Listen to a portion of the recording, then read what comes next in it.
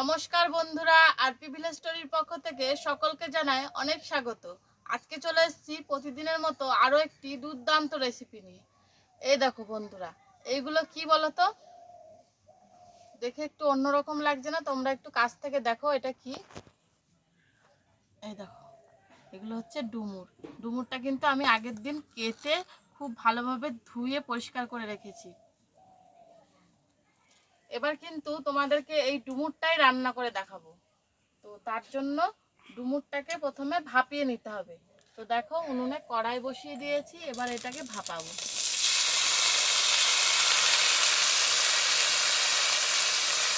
দিয়ে দিচ্ছি বেশ খানিকটা জল। এবার এর মধ্যে দিয়ে দেব বেশ খানিকটা নুন।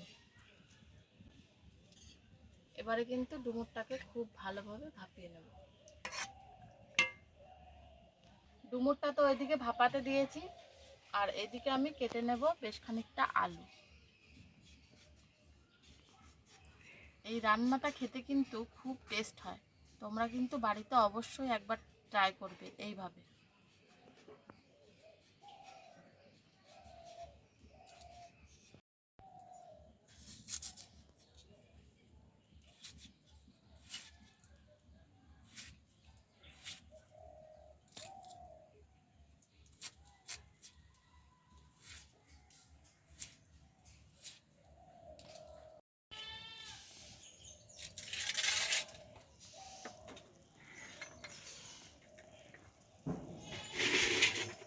এবার আমি খানিকটা আদা, রসুন আর কাঁচা লঙ্কাও বেটে নেব।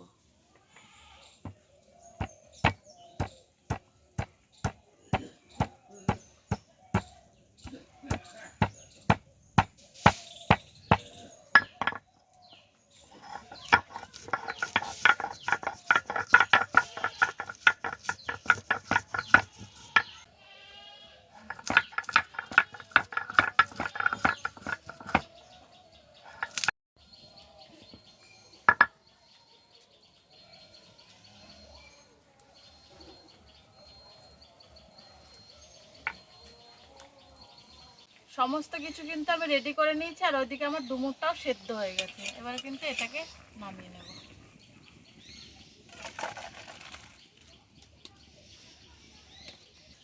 এবার দিয়ে দেব কড়াইতে তেল। এবার দিচ্ছি ফোড়ন। ফোড়নে দিচ্ছি গোটা জিরে আর শুকনো লঙ্কা।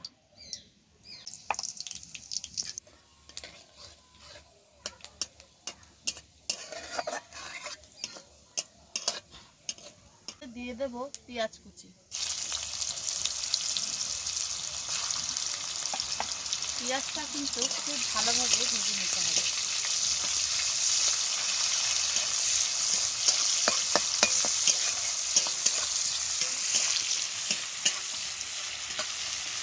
পেঁয়াজ ভাজতে ভাজতে কিন্তু আমি কেটে রাখা আলুগুলো দিয়ে দেবো। তাহলে আলু আর পেঁয়াজটা একসাথে ভাজা হয়ে যাবে।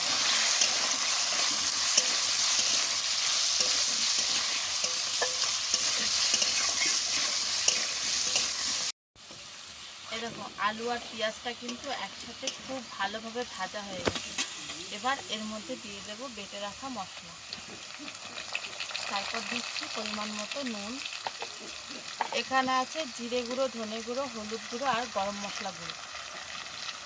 এবার সব কিছুকে কিন্তু খুব ভালোভাবে আগে কষিয়ে নেব।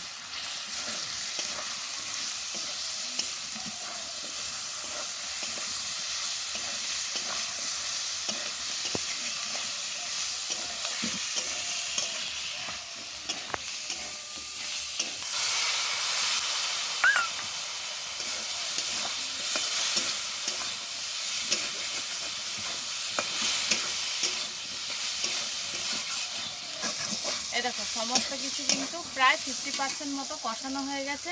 এবার এই সময় দিয়ে দেব এই সেদ্ধ করে রাখা ডুমুরটা।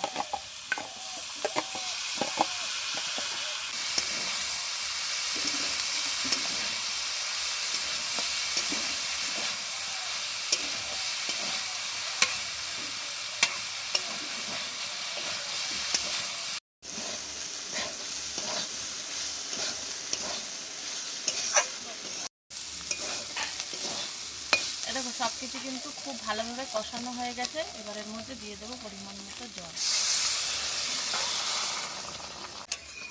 এবার এটাকে খুব ভালোভাবে ফোটাবো।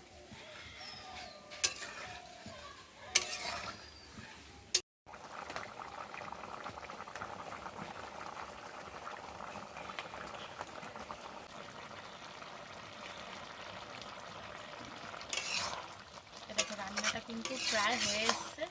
এবার একটু নেড়ে চেড়ে এটাকে নামিয়ে নেবো। একটা আলুও গলিয়ে দিচ্ছি।